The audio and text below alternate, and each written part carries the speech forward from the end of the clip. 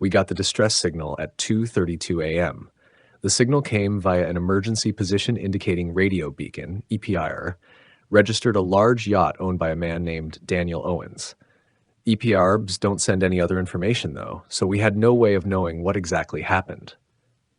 "At least the weather's good," I said as we cut across the waves. "Yeah, but kinda makes you wonder what happened, don't it?" Bobby replied, hands gripping the wheel. "I don't remember the last time we had an SOS without a storm." Who knows with these rich fucks," Kim replied, spitting over the side.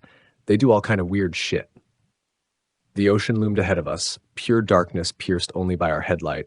No one ever talks about how dark the ocean is, not a single street lamp or window or car to break up the dark, just pitch black, in every direction.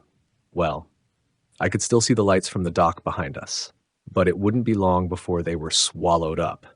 I'd been on several search and rescue missions before. Thankfully, they'd all ended well. But Bobby was right. They were all storm-related. Lay people not knowing the wrath of the ocean, thinking they can make a little trip into the water for someone's birthday or whatnot when the sky is raging above them and the waves are swelling into mountains. Respect the ocean, and maybe she won't kill you, my mentor had told me. Those words stuck with me, even a decade later. And then, before I knew it, we were approaching the yacht. The lights were on, reflecting in the inky black water. Bobby shifted gears and we pulled up to it, slowly, quietly, and that's when I realized how truly massive it was. I'd guess it was a 50 or 60-footer, easily dwarfing our boat. Bobby grabbed the megaphone. "U.S. Coast Guard," he said. "Can you hear us?" Nothing. Kim and I started with the rope. As we worked, preparing to board, I kept looking up at the yacht, but from the outside, nothing appeared amiss. Golden light bled out of the tinted windows, reflecting placidly on the water. I heard low, instrumental music playing somewhere. I didn't see any damage to the boat or people in the water. Kim boarded first. I went next. Bobby stayed in the boat, preparing to search the surrounding water. Kim slid open the glass door. "After you," I swallowed and stepped inside. The doors opened up into a small but lavishly decorated room. A kitchenette bar area stood to the right, and a dining area with tables and booths sat on the left. That's when I noticed the food. Even though the room was empty, the tables were set with food, as if people had just been there moments before.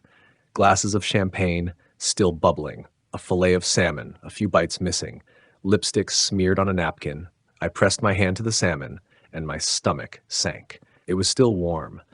They were just here. I glanced at my watch, 2:51 a.m. They'd sent the SOS not even 20 minutes ago. How did they go from eating and drinking to just nothing? Kim made her way over to me.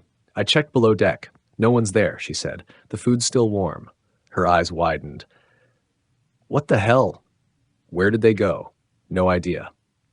We made our way towards the stairs, towards the top deck. I doubted we would find them there, but we had to be thorough. The top deck was open to the air. I glanced at the captain's chair, the steering wheel, the little U-shaped sofa behind them. It was empty. Nothing out of place. "They've got to be in the water," I said grimly. "They're not here, that's for sure." I looked out below us. At the inky black water, the ripples glinting in the light, I turned, looking around the boat into the water. My heart stopped. Where's Bobby? Our boat was still linked with the yacht, but it was empty. "Damn it!" "He must have boarded," Kim snapped, charging for the stairs. "He never follows fucking protocol. I always tell him it's going to get someone killed, but no, he just has to do things his way." Her rant grew muffled as she descended towards the deck. I followed her. But Bobby wasn't downstairs. He wasn't in the dining area or in either of the bedrooms below deck. My heart pounded in my ears as I grew more and more frantic, checking tiny closets that couldn't possibly fit a person, opening the storage cabbies that held the life jackets. "Bobby! Bobby, where are you?" A hand clapped over my mouth, and then something shoved me to the floor. I tried to wrestle away, but then I saw a flash of red curls above me. Kim. She was dragging me under the table, whispering, begging me to keep quiet. Squelch. Both of us froze.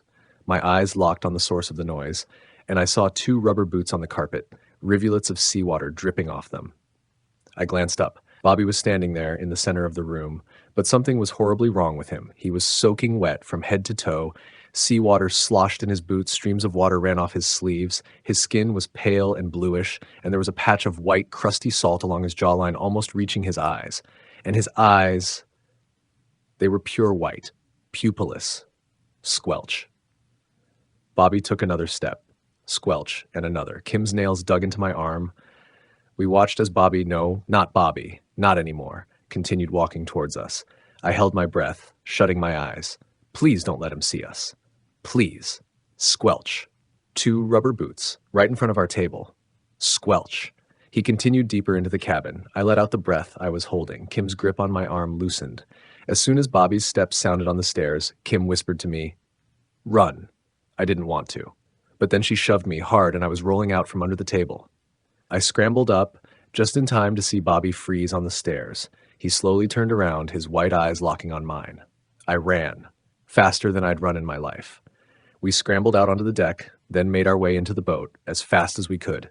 Kim made it first, then she grabbed my hand, pulling me towards safety. Squelch. Bobby's hand locked onto my ankle.